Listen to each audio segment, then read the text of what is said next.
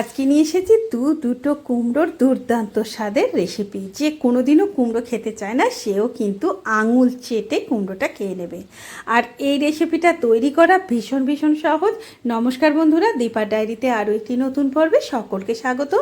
আজকে দুটো কুমড়ো রেসিপির মধ্যে প্রথম যে রেসিপিটা আমি তৈরি করে নেব, তার জন্য সবার প্রথমে গ্যাসের মধ্যে একটা কড়াই বসিয়ে কড়াইটা বেশ ভালোভাবে গরম হয়ে গেলে একটা মশলা আমি তৈরি করে নেব। এই মশলাটা তৈরি করার জন্য প্রথমে 1 টেবিল চামচ গোটা ধনে দিয়ে দিলাম, তারপরে দিয়ে দিলাম 1 টেবিল চামচ জিরে, গোটা জিরে দিয়ে দিলাম আমি হাফ চা চামচ 5 ফোড়ন, 2টো শুকনো লঙ্কা, আর তারপরে এটাকে ভালো করে একটু রোস্ট করে নেব। ভালো করে শুকনো খোলা এটাকে ভেজে নিতে হবে মচমচে করে। এটা ভেজে নেওয়া হয়ে গেলে ঠান্ডা করে নেব, তারপর এটাকে হামালদিস্তাতে আমি গুঁড়িয়ে নেব। অন্যদিকে একটা কড়ার মধ্যে 1 চামচ তেল দিলাম। খুব বেশি তেলের এখানে কোনো প্রয়োজন নেই, আমি অল্প তেলেই রান্নাটা করেছি। তেলের মধ্যে হাফ চামচ কালো জিরে আর একটা শুকনো লঙ্কা, যেটা আমি ভেঙে নিয়ে দিলাম। তারপরে কুমড়োগুলো দিয়ে দেব। বন্ধুরা, অসম্ভব সুন্দর রেসিপিটা একবার হলেও তৈরি করবেন। আর এটা কিন্তু রুটি, ভাত, লুচি, পরোটা সব কিছু দিয়েই খেতে কিন্তু দুর্দান্ত লাগবে। প্রথমে কুমড়োগুলো একটু বড় বড় করে কেটে ভালো করে ধুয়ে নিয়েছি। তারপরে কুমড়োগুলো দিয়ে দিলাম, সাথে দিলাম একটু গাজর, আর দিয়ে দিলাম আমি নুন। তারপরে একটুখানি ভেজে নিলাম। আর এখানে আমি দিয়ে দিলাম একটুখানি, তেলের মধ্যে দিলেই সব থেকে ভালো হতো, একটু কারি পাতা। কারি পাতা আমাদের শরীরের জন্য খুবই ভালো। আপনারা কিন্তু তেলের মধ্যে কালো জিরে, শুকনো লঙ্কার সাথে কারি পাতাটা দিয়ে দেবেন, সেটা স্বাদ কিন্তু আরও অনেকটাই বেশি হবে। তারপরে দিয়ে দেবো আমি হাফ চা চামচ হলুদ গুঁড়ো। ভালো করে আবারও এটাকে ভালো করে ভেজে নিতে হবে। গ্যাসের ফ্লেমটাকে একটু কমিয়ে ভাজতে হবে, কারণ আমি যেহেতু কম তেলে রান্না করেছি, তাই গ্যাসের ফ্লেমটা কমিয়ে কমিয়ে রান্নাটা করতে হবে। এরপরে এর মধ্যে দিয়ে দিলাম আমি ঝিঙে, কিছুটা দিয়ে দিলাম বিনস, কিছুটা ক্যাপসিকাম। সবজির যা থাকবে তাই কিন্তু দিয়ে দেবেন, তবে কুমড়োর পরিমাণটা একটু বেশি রাখতে হবে। এর স্বাদটা এতটাই ভালো লাগবে যে কুমড়ো কোনোদিনও যে খেতে চায় না সেও কিন্তু কুমড়োটা একেবারে চেটে পুটে খেয়ে নেবে।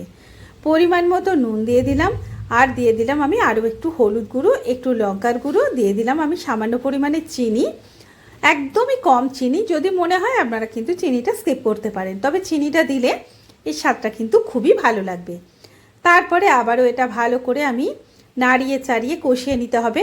আর দেখুন, এইভাবে যখন কষানো হয়ে যাবে, এই পরিস্থিতিতে এলে তখন আমি একটুখানি জল দেব। মানে জলের পরিমাণ খুবই কম থাকবে, 1/4 কাপ জল এখানে দিয়ে দেবো।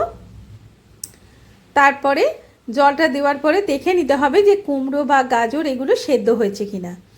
এখানে আমি একটুখানি জল দিয়ে জলটা যখন শুকিয়ে গেছে তখন কিন্তু দেখে নিয়েছি এটা সেদ্ধ হয়ে গেছে। যখন এই পর্যায়ে আসবে তখন আমি একটা সেদ্ধ করে রাখা আলু দিলাম। আলুটাকে আমি ডুমো ডুমো করে কেটে নিয়ে প্রেসার কুকারে একটা সিটি দিয়ে নিয়েছিলাম। যেহেতু কম তেলে করছি তাই একটু সেদ্ধ সেদ্ধ করে নিলে তেলের পরিমাণ কম লাগে, কিন্তু তাই বলে ভাববেন না যে এর স্বাদ হয় না, খেতে কিন্তু অপূর্ব লাগে। যারা কম তেলে রান্না পছন্দ করেন তারা কিন্তু আমার এই রান্নাগুলো অবশ্যই করে ট্রাই করতে পারেন, দেখবেন খেতে ভীষণই ভালো লাগবে।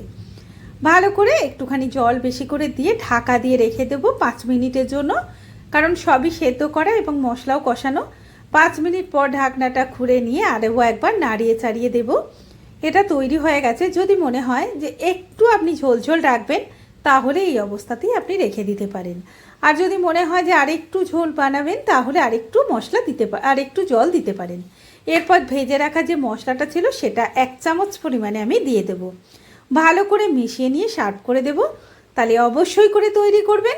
এরপরে কিন্তু আমরা দেখাবো আর একটি অনবদ্য স্বাদের কুমড়ো রেসিপি। আর এই রেসিপিটা কিন্তু লুচি, পরোটা সব কিছুর সাথে খেতে ভালো লাগবে। এটা কিন্তু একটু কেশরি মেথি ছড়িয়ে দিলাম, আর এটা এইভাবে তৈরি করে নেবেন। দুর্দান্ত স্বাদের রেসিপিটা একবার হলেও তৈরি করবেন।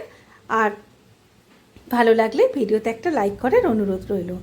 পরের রেসিপি আমি এখানে নিয়ে নিয়েছি বেশ কিছুটা কুমড়োগুলো একটু বড় বড় সাইজ করে আমি কেটে নিয়েছি। কুমড়োগুলো কেটে কিন্তু ভালো করে আমি ধুয়ে নিয়েছি। অন্যদিকে একটা প্যানের মধ্যে দিয়ে দেবো আমি 1 চামচ মতো গোটা জিরে, 1 চামচ মতো ধনে, আর কয়েকটা গোলমরিচ।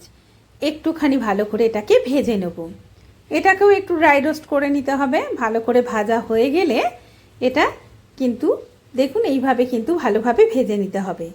এরপরে এটাকেও কিন্তু একটুখানি গুঁড়িয়ে নিতে হবে। এটাও কিন্তু আমি হামালদিস্তার মধ্যে একটুখানি গুঁড়িয়ে নেব। শিলে বা মিক্সিতেও চাইলে আপনারা গুঁড়িয়ে নিতে পারেন, তবে আমি এটা হামালদিস্তাতেই গুঁড়িয়ে নেব। এরপরে এটা যেহেতু আমি মিক্সিতে গুঁড়াবো না, মানে এটা একটু দানা দানা থাকবে, এই পর্যায়ে আমি এটাকে রেখে দেব। এরপর অন্যদিকে কুমড়োগুলো আমি এখানে ধুয়ে নিয়েছি। এরপর কুমড়োর মধ্যে আমি কিছু উপকরণ মেশাবো।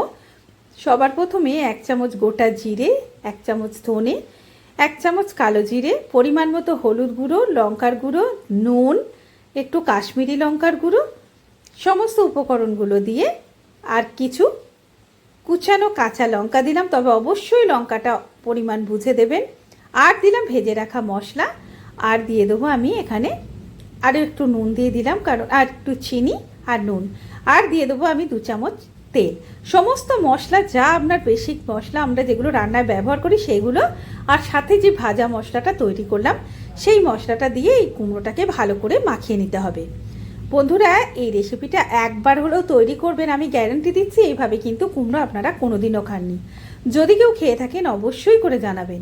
এরপর একটু কেশরি মেথি আর 2 চামচ বেসন, আর সাথে দিয়ে দিলাম সেদ্ধ করা আলু। এরপরে ভালো করে সমস্তগুলো মিশিয়ে নিতে হবে। মেশানোর পরে এটাকে আমি 10 মিনিটের জন্য একটু রেখে দেবো। রেখে দিলে কি হবে, মশলাটা ভালোভাবে কুমড়োর মধ্যে লেগে থাকবে। এরপর সেই 1 চামচ তেলে সামান্য পরিমাণ নুন দিয়ে দিলাম। তারপরে দিয়ে দেবো 1/2 চা চামচ আদা বাটা। সম্পূর্ণ নিরামিষ এই দুটো রেসিপি কিন্তু আমি তৈরি করেছি। নিরামিষের দিনে কিন্তু তৈরি করে দেখতে পারেন, খেতে দারুণ লাগবে। মশলাটা কষানোর জন্য আমি একটু জল দিলাম, কারণ আদাতে একটু জল দিলে আদাটা তেলের ছিটে যে লাগে সেটা কিন্তু লাগে না, আর ভালোভাবে আদাটা তখন কষানো হয়। গ্যাসের ফ্লেমটা কমিয়ে নিয়ে এর মধ্যে ম্যারিনেট করে রাখা কুমড়ো আলুটা দিয়ে দেব।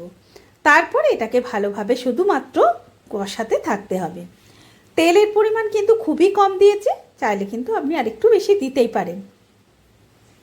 যে বাটিটায় কুমড়োটা মাখিয়েছিলাম সেই বাটিটা ধুয়ে 2 চামচ মতো জল এর মধ্যে দিয়ে ভালো করে এটাকে মেশাতে থাকবো। গ্যাসের ফ্লেমটা এই সময় মিডিয়াম টু লোতে রাখবেন, না হলে কিন্তু এটা পুড়ে যেতে পারে।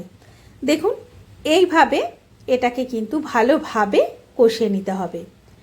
আর কষাতে কষাতে দেখবেন আপনি খুব সুন্দর একটা সুগন্ধ বের হবে, তখনই বুঝতে পারবেন এটা কিন্তু কষানো ভালোভাবে হয়ে গেছে। এখানে আমি কিছু মটরশুঁটি দিলাম, এটা অপশনাল, আপনাদের থাকলে দেবেন, না থাকলে কোনো অসুবিধা নেই, টেস্ট কিন্তু একই রকমই হবে। ভালো করে তারপরে এটাকে আরও একটু কষিয়ে নিয়ে একটু জল দিয়ে দেবো। খুব বেশি পরিমাণে জল দেব না, যেহেতু আমি একটু মাখা মাখা করব, তাই জলের পরিমাণ কম রাখবো। আলু সেদ্ধ করা যে জলটা ছিল সেই জলটা কিন্তু এর মধ্যে আমি দিয়ে দিলাম। এরপরে ঢাকা দিয়ে রেখে দেবো 10 মিনিটের জন্য। 10 মিনিটেই কিন্তু কুমড়ো সেদ্ধ হয়ে যাবে, আর আলু তো সেদ্ধ করাই আছে। 10 মিনিট পর ঢাকনাটা খুলে একটু দেখে নিতে হবে যে কুমড়োগুলো সেদ্ধ হয়েছে কিনা। দুর্দান্ত স্বাদের রেসিপিটা একবার হলেও বন্ধুরা তৈরি করবেন, আর কেমন লাগলো রেসিপি দুটো অবশ্যই আমাকে কমেন্ট করে জানাবেন। ভালো লাগলে ভিডিওতে একটা লাইক করবেন, বন্ধু বান্ধবদের সাথে আত্মীয় পরিজনের সাথে শেয়ার করার অনুরোধ রইল। একটুখানি গরম মশলার গুঁড়ো দিয়ে আরও একবার নাড়িয়ে চাড়িয়ে দেবো। সব শেষে দিয়ে দেবো 1/2 চা চামচ ঘি। ঘিটা দিলে স্বাদটা সম্পূর্ণ ব্যালেন্স হবে, খেতে দুর্দান্ত লাগবে।